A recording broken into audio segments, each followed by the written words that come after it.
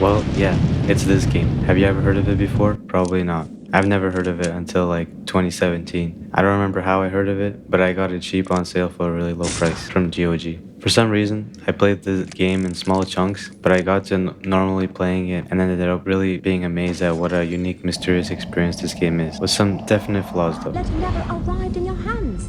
He's been quite anxious to see you. We've all been quite worried. First worries.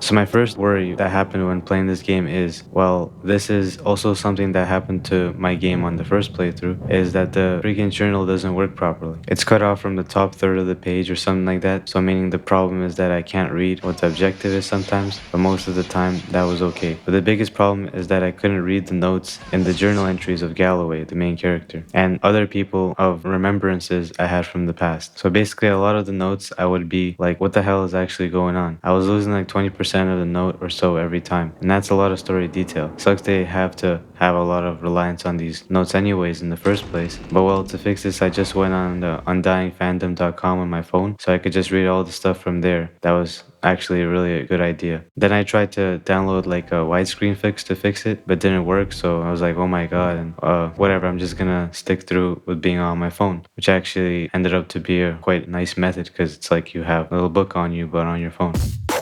The good stuff. Anyways, as I said, the game is actually very fun to play with your phone being like a journal. Maybe you won't even have this issue. Undying has a really cool atmosphere that kind of feels cosmic horror at times, but fused into a spooky mansion kind of vibe for the story. I actually played it a second time before doing this review with the DX11 enabled on it, which gave me a lot of visual enhancements like ambient occlusion, HDR, tessellation, and parallax occlusion and other things. And compared to playing the first time without DX11, the game feels like proper visually because there are all these modern lighting tricks and the ambient occlusion I feel really helps this game out with its atmosphere, making you more immersed in the game. It fills up certain nooks and crannies with shadows or something to make the game feel a bit more real, and the parallax occlusion also feels really nice to see the bumps of textures come out instead of being flat. As for the original game itself, like the gameplay, well, it's actually surprisingly good. It combines melee and shooting weapons in one hand and magical spells in the other hand. The combat is pretty quick though, and it might not be for everyone, but on the easy difficulty I'm sure it's actually really accessible for a lot of people. The obvious reminder and comparison you can have with this game is honestly actually like Bioshock or System Shock. The cracks. The game started showing some cracks with the flow or guiding of the game at some points, because at some points you'll really be like, okay, well, where do I go next? Mostly because there are so many doors and you have to check them all to see which are open. However, oddly, that is realistic to if you were in a mansion or some area for the first time, not knowing where anything is. So I guess it's kind of cool at some parts, but it sometimes rides too far with that concept. You can also see how towards the end of your game, the clues of what to do are more scarce, and the balance of the enemies and your abilities are kind of all over the place, like really. Like you have really powerful combos you can unleash on some enemies and they stand like no chance, while other enemies rely on being killed by really only one ammo type effectively. You can kill anything though in the game mostly by being a super weapon switching or like a magic switching ninja. The weapons and spells really work well with each other, and some spells work really well with other spells, so the combat system at times of Great Chaos is a battle to require really fast switching at specific moments when you need to activate certain things to not get messed up. I really suggest saving literally all of these things called amplifiers up until towards when you have to face those really imbalanced sections of the game that really just have an insane difficulty spike. However, I'm not a master of this game, as I mean in this game certain enemies only die from a certain method of combo, or sometimes from a certain method or combo that makes it much easier than other methods. So maybe I'm not figuring all that stuff out, but see, because of this, it's like if you know a decent amount of these methods for handling enemies, which is easy for the most, you'll be pretty OP for most parts of the game. Also, I'm just gonna spill it right here, but the very end boss, I don't know if I'm just bad or if I'm just missing some cheap tactic, but the last boss is just unbeatable. I'm sorry, you get hit like super fast from all sides and can't dodge any of it and die in literally 2 seconds. I haven't actually beaten the very final boss, but I think it's fine up until then. The juice. The first monsters you encounter in the spooky mansion are pretty scary at times throughout the game, as in they can silently sneak up on you and make a pretty weird sound before slashing you. The places you go to, other than the mansion, have a true theme of their own, tying all kind of strange scenarios into one storyline that is plausible. There are like 3 or 4 places you go to other than the mansion. The story itself revolves around you being an occult detective of some sorts, your name being Patrick Galloway. I'm tired of traveling, or fighting superstition and its many manifestations. Even though it was me who chose to debunk folklore and mysticism. Little did I know I'd end up being labeled as Patrick Galloway, the man with endless occult knowledge. Before I knew it, people all over the world paid me to investigate all kinds of weird things. Being asked by a friend who saved your life before for a favor to vanquish evils in his estate. Patrick, I came back from the war only to find my entire estate in disarray. My brother Aaron disappeared first, and then my sister Bethany. My declining health is a result of an old war wound, and unfortunately, the symptoms are irreversible. I didn't summon you here to watch me die. I need your help. Anything I can do, just name it. Strange events began happening.